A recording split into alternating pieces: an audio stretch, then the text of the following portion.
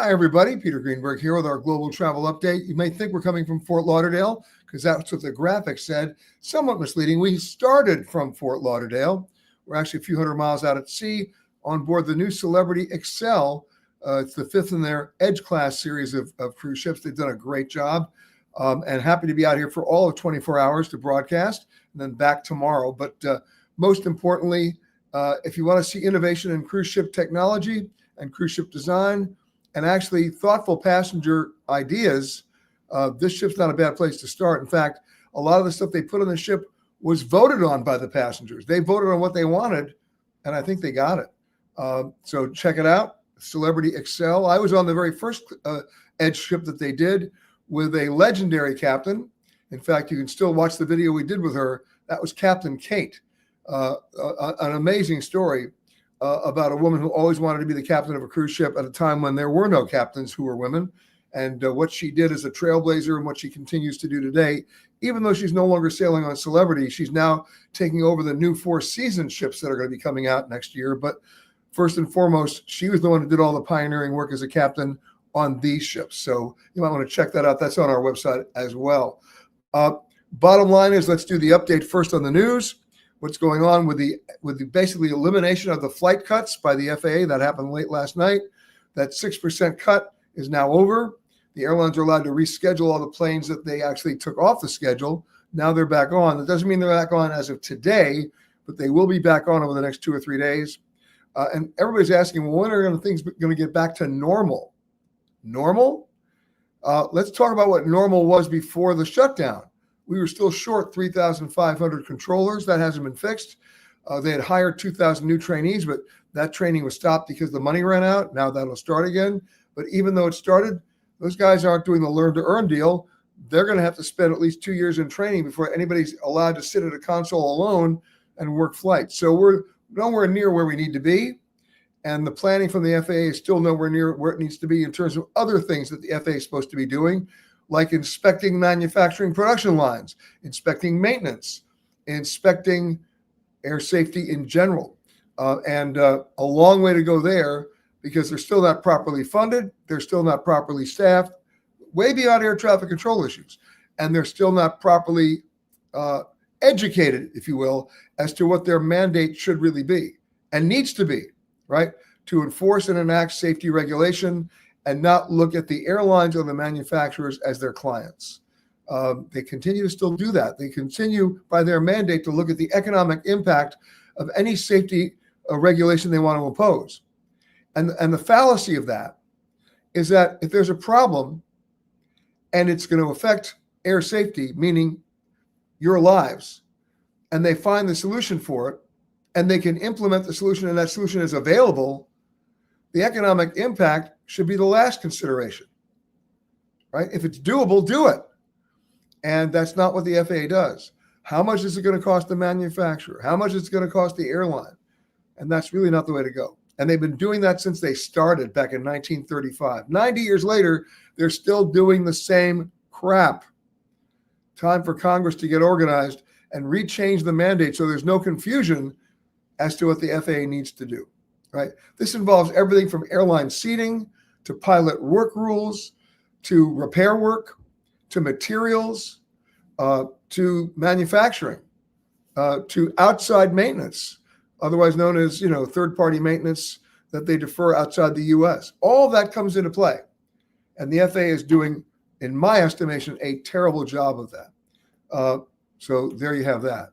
Obviously, the investigation continues into the crash of the UPS plane a couple of weeks ago, the MD-11, strangely reminiscent, as I said last week, of the DC-10 crash back in 1979 in Chicago, American Airlines Flight 191.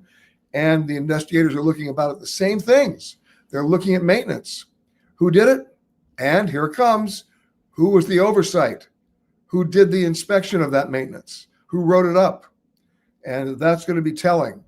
Now, we should have learned back in 1979 that when the airline said to the FAA, we're going to violate the maintenance rules and do it our way, and the FAA said, okay, that would be a problem that should have been fixed, right? The FAA turned the other way, when in fact the FAA should have said, no, you got to follow the maintenance procedures. But the airline, in that case, American, wanted to save 4 hours per engine change and doing it their way, which was specifically warned against by the manufacturer. So here we go. What's happening since? Not a lot, right? And because of staffing issues and budget, the FAA basically was told by Congress about 8 to 10 months ago, the manufacturers are no longer allowed to inspect their own work. Talk about a conflict of interest. Guess what? They're doing it again. The FAA is allowing Boeing to inspect its own work. This is completely wrong. And if anybody has an issue with that, I'd love to hear your thoughts, because why would you let anybody inspect their own work and then declare it safe? That's not the point. It goes against common sense, not to mention intelligence. All right, so let's stop with that. Now let's go back to the shutdown now. Yes, the airlines are getting back on track. We're still going to have delays. We're still going to have cancellations. Thanksgiving is not going to be as terrible as we thought it was going to be, based on the fact that controllers are coming back to work. And of course, weather is the great intangible. We have no idea what role that's going to play, if any, but if it does, we all know that problem. We all know that the worst day of travel is Wednesday before Thanksgiving, right? Always has been. Remember Planes, Trains, and Automobiles? That was a movie dedicated to that Wednesday. Guess what? This year, that's not the case. It's Sunday, November 30th. That's the day you got to watch out for. That's the day everybody's coming back. And what's interesting about that is the folks at Longwoods that do all the great travel research, they just gave me the latest figures on their research based on the impact of the shutdown. Listen to this. 46% of those surveyed said they postponed their trip to a later day because of the shutdown, which includes Thanksgiving. 28% said they're going to drive instead. And what's interesting, 18% said they're going to shorten the duration of their trip. But let's get back to that 28% that said they're going to drive instead. That means the AAA figures are a little bit low then about how many people are going to be on the roads. And listen, if you are going to be coming back by car on the 30th of November, don't come crying to me. You have plenty of time to cry because you'll be stuck in traffic. Try to come back on that Tuesday or Wednesday after that dreaded Sunday. And the smart travelers are already leaving later this week. They're not waiting until the weekend to go back and see Granny. Later this week, when we do our next global travel update, we're going to do it on Friday, by the way, about 4 days from now. I'll have my thoughts on Thanksgiving. But forgetting all that, let's also talk about the fact that airfares are actually coming down. That's good news domestically, except for Thanksgiving, of course. So check that out. You're going to see a lot of fares dropping again between now and February and March, as we see the ultra low cost carriers like Frontier and Spirit trying to get as much market share as they can, and the other major airlines trying to match those fares, because it goes back to something that's got the semblance of predatory pricing, right? The definition of a successful airline is which can lose money longer.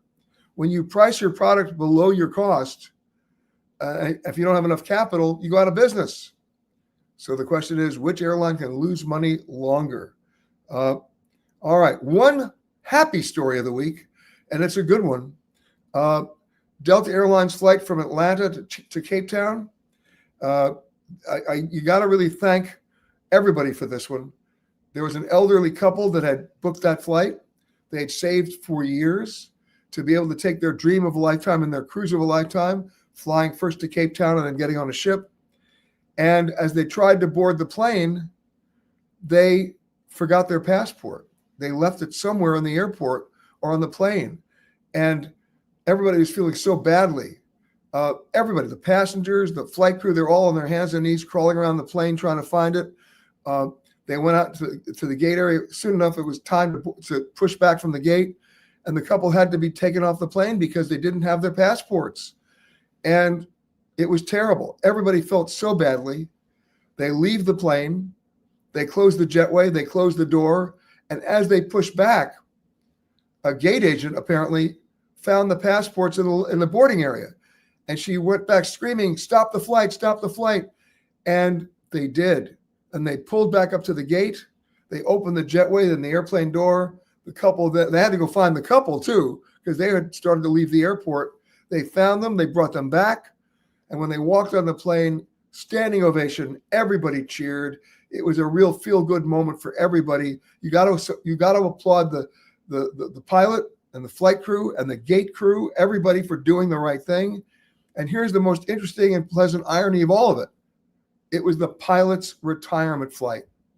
So one of his last acts was to give back in the best way. So that's, 3 cheers for Delta on that one. Definitely a good idea. Let's go say hello to some people. Linda's saying hi from, just across Florida, Naples. A friend wants to know how they calculate the amount of fuel used for flights. Is there a formula? You bet there is. About 7 or 8 things go into that. It's all about weight and balance, but it's also about the distance the plane is taking, the weather en route. Are there heavy headwinds? How heavy the plane is in terms of cargo and passengers. And then you also have to plan ahead with enough fuel on board for at least 45 minutes to circle and get to your alternate airport in case the destination airport is closed or not accessible. And that's how they do it. It's all about weight and balance. You'll notice that plane doesn't push back from the gate until somebody comes on the plane and gives the pilot the final numbers. And if the numbers don't add up, they add fuel. Or you may be in a situation, especially when temperature is involved in the summer months in places like Denver, where they may have to take people off the plane because of airlift and range of the flight. But that's how they do it. That's their formula, and they do it for every single plane that flies. That's why when you have a computer meltdown, that's why airplanes shut down, because if the pilots don't have that final weight and balance and dispatch information, there's no way they're going to leave the airport and leave the ground not knowing what they can really do on that plane in terms of their fuel capacity and their range. So now you know. Priya saying, happy to watch from Chicago. Happy early Thanksgiving, your favorite holiday. We'll discuss that on Friday. Okay, thank you, Priya. Mr. Cooney saying hi. Camilla saying hi, as she always does, from Tucson. Jean saying hi from Tulsa. Sue saying hi from Bellingham, Washington. Jeff is saying, good morning from a soggy Santa Monica. Would you be calling this the marine layer? Of course. And that doesn't just happen in June. Lorena is saying, hello from Lansing, Michigan, traveling on Celebrity in January. The prices for a hotel in Fort Lauderdale for the Saturday before a cruise are crazy expensive. Of course they are. It's high season. But again, you don't have to stay in Fort Lauderdale. There are places you can stay and Uber in. Just make sure you have those choices, okay? And remember one other thing. You're only staying there to be ahead of the cruise so that your bags arrive when you do, and you have a day of buffer before taking the cruise. So you want a bed, you want a shower. It doesn't have to be a suite at the Ritz-Carlton, okay? With all due respect to the Ritz-Carlton. Tim is saying, I'm not sure if anyone else noticed, at Atlanta, Delta had some of their employees at the TSA pre-check assisting people and making sure they push their bags forward to get on the belt at the checkpoint. I noticed this because it was not the normal rough, harsh yelling I normally hear at the TSA checkpoint. They did that, by the way. Yes, we did hear about that. And they did that because they needed to get on time performance as much as they possibly could. And obviously, if there are longer lines at the TSA, plane can't push back. Plane may not be able to push back anyway because of the old 6% cap and the other cancellations and delays. So everybody was pitching in. Again, smart move on Delta's part. Colleen says, I'll be traveling from San Francisco to New Orleans on New Year's Day. First flight out. Is that a heavy travel day? No, it's not. In fact, nobody flies early in the morning on New Year's Day because even if they have a reservation, some people just don't make the flight. No, you're doing the right thing.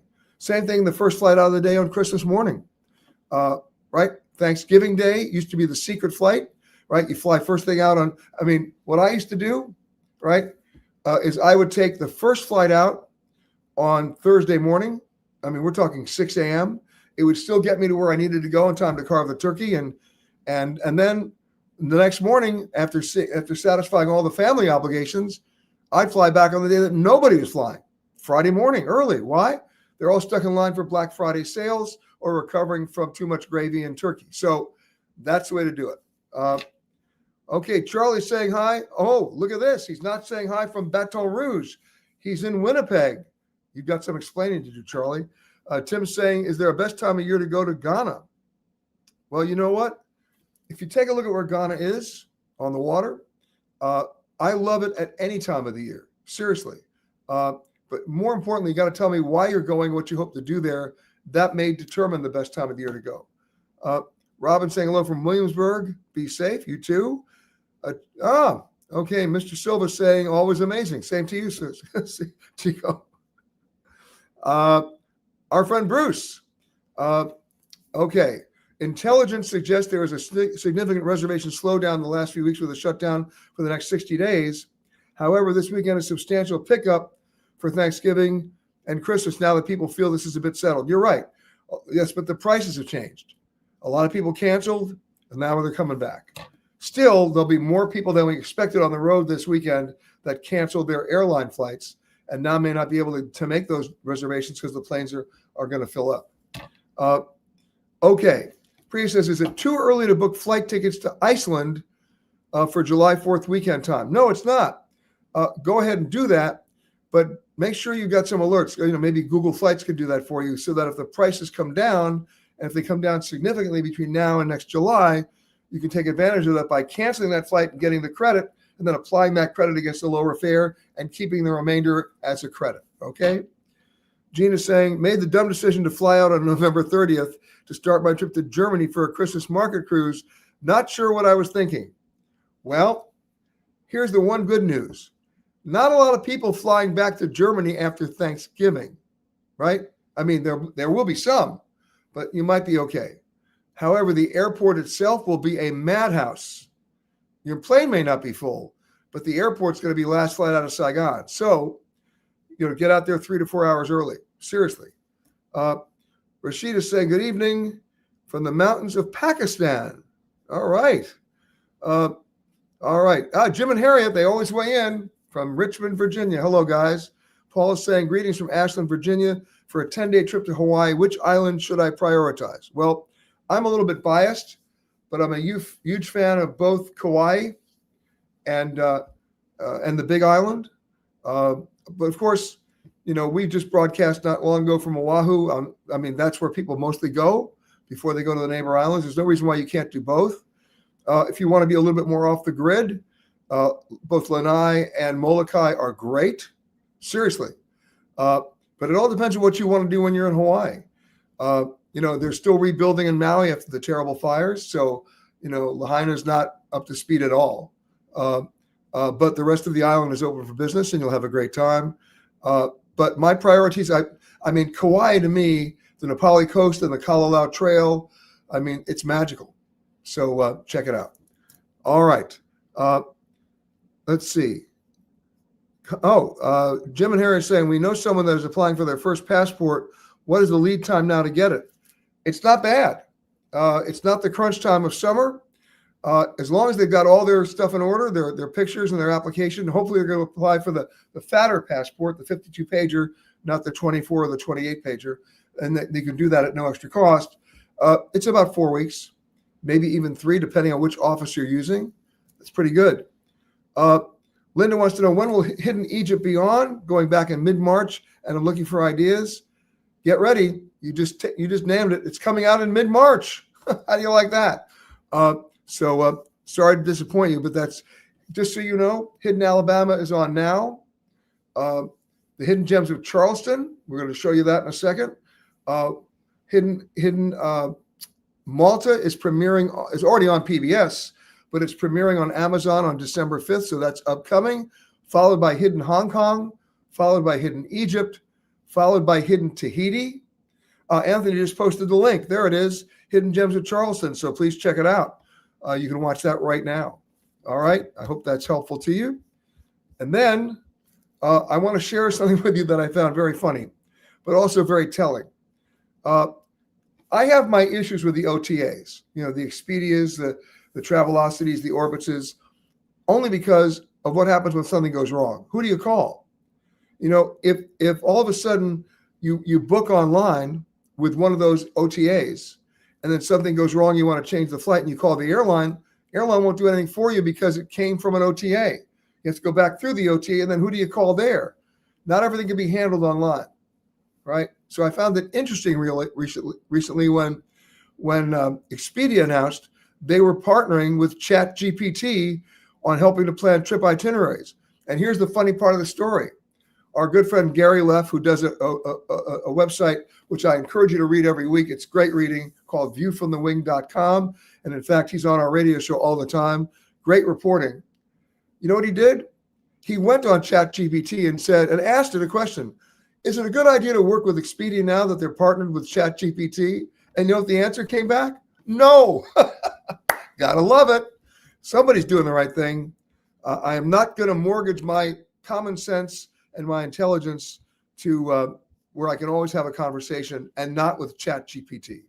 Just thought I'd mention that. Okay. Here's one. Katie says, do all going to the UK need a special visa to enter? The answer is yes, you do. It's called an ETA, an electronic, or a UK visa, or an ETA visa. That stands for Electronic Travel Authorization. Anthony will post that website. You can do it online. It's very easy. It's less than $20, I believe, and it's good for a couple of years. But you have to have it tied to your passport number in order to enter the United Kingdom. Now, I know a number of you will ask about, well, what about other European countries? Remember Brexit? So the UK is separate. For the European countries, they've been talking about something called an ETIAS, which is their form of an electronic ticket authorization, or travel authorization, excuse me. They keep announcing it's going to happen. They didn't do it a year ago. They didn't do it 18 months ago.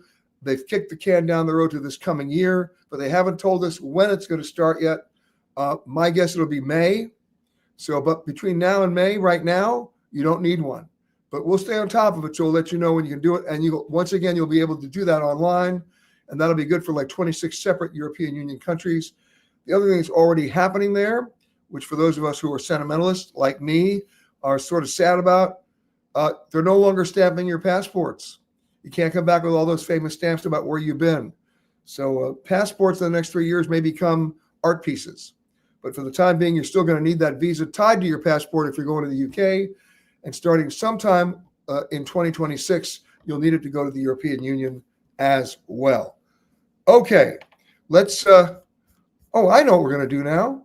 Let's go to some pre-sent questions that you guys did earlier in the week. Here's one from Elizabeth. I'm headed to Italy for the Olympics. I need to go to Milan late at night after one of the events. My travel agent quoted me $2,400 for the car service. I realized buses and trains might not be operating at that time of night. Actually, to tell you the truth, that's what a lot of trains do operate. Check out the sleeper trains. You're not going to spend $2,400 for a car service. Ridiculous. Everybody overcharges during the Olympics. You can go online and book those train trips, or any travel agent can do it for you. And as long as you're not lugging a lot of bags, it's the only way to go. Okay? There are sleeper trains. There are also trains that'll leave at 5 in the morning, and you'll make it. Okay? So it doesn't affect the hotels that are locked in, unless you booked a hotel for the night that the games end in Milan, or wherever you're going to be before you get to Milan. Okay? Tina's saying, I'm headed to Madrid during the holidays in December.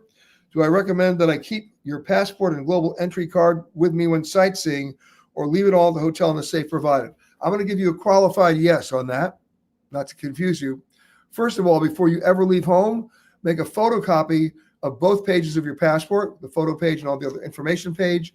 That you keep with you separately, right, in a separate bag in case it's lost or stolen. It's much easier to go to any U.S. consulate at that point to get them to give you an emergency replacement passport if they have that basic information to begin with. Second of all, I have no problem with you taking your passport and global entry card with you when you sightsee. The question is, where are you going to put it? In an inside jacket pocket, in a bag, or a handbag, or in a back pocket? Well, the answer is not in the inside pocket, not in the back pocket. Put it in your front pocket if you have pants, or something that's got a zipper, not easy access. All right? I'm not worried about you losing it by having it fall out. I'm worried about pickpockets, right? And that's how you do it. But if you want to leave it back in the safe, make sure you have that other photocopy with you just in case. And you don't have to leave both of them in the safe. Leave the passport in the safe and take the global entry card. Give you some identification with you at all times. Okay? All right. Let's keep going here. Oh, time to do the phone of the week. Let's do it. Anybody want to know where this is? I know where it is.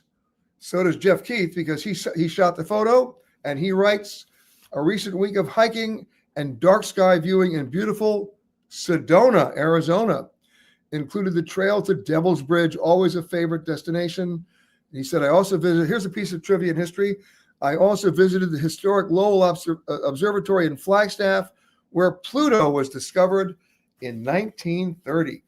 Cool deal. And if you think you got a great photo that qualifies as the photo of the week, you want to hang it up there next to Jeff's, that's easy. Just send it to us, photo contest at petergreenberg.com. And if we like it, it goes right up there. A note for you about what we're doing later on. Oh, and Robin just mentioned Australia and New Zealand has an ETA as well. Yes, they've had both of those, Robin, for quite some time. If you're going to Australia, you got to go online and log on and get it, or you will not be allowed to get on the plane when you're leaving the United States. Okay. All right. Someone just said, hello from Toronto, Canada. I'm an agent with Expedia Cruises. If you book with me, I will take care of your booking from A to Z. Just trust me. You are my responsibility. Okay. You didn't name yourself, so I don't know if you're an avatar or you're a chatbot. Give me your name. Paula says, assume one needs the ETA to enter Gibraltar as well. You know what? I don't think so. But I will double check. Anthony's going to get on that to see if that's okay, because Gibraltar is not the UK. It's part of the Commonwealth, I believe, and that's a different story. But we will check that out for you, Paul, and let you know. Okay? Anthony has posted right here on our comments page both the ETA information for the UK, and of course, we'll get you that information for the US, the ETIAS for the European Union as soon as we get updated information as to when it kicks in. It is not kicked in yet, just so you know. Lorena says to Jeff, great photo. We like that. And again, photo contest at Peter Greenberg if you want to get it up there as well. A couple of reminders. Our radio show this week, coming to you from a very special location, also on the water, by the way, but not where I am right now on board the Celebrity Xcel. We're cruising the Caribbean today, doing a piece on that. But I'm back tomorrow. And where's the radio show this coming week on Saturday and Sunday over the weekend? Coming to you from another body of water, the Danube. We're on board the MS Radiance as we're cruising the Danube. And for those people who just think the Danube is blue, it's not. For those people who think the Danube just goes between Vienna and Austria and Budapest, it doesn't.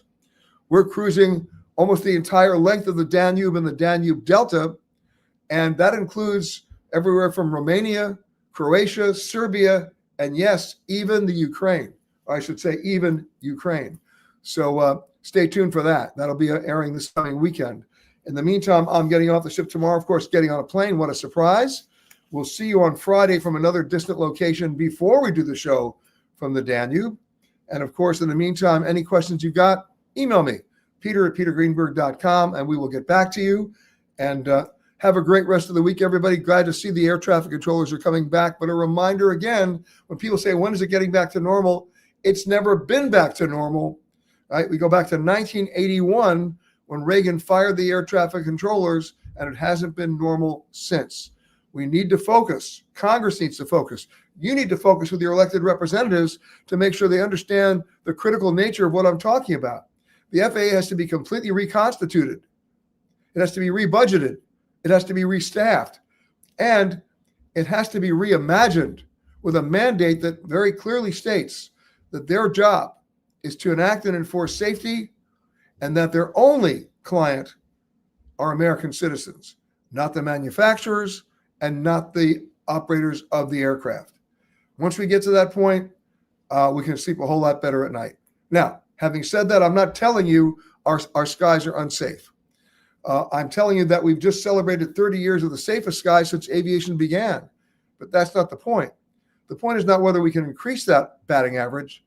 The point is, can we maintain it?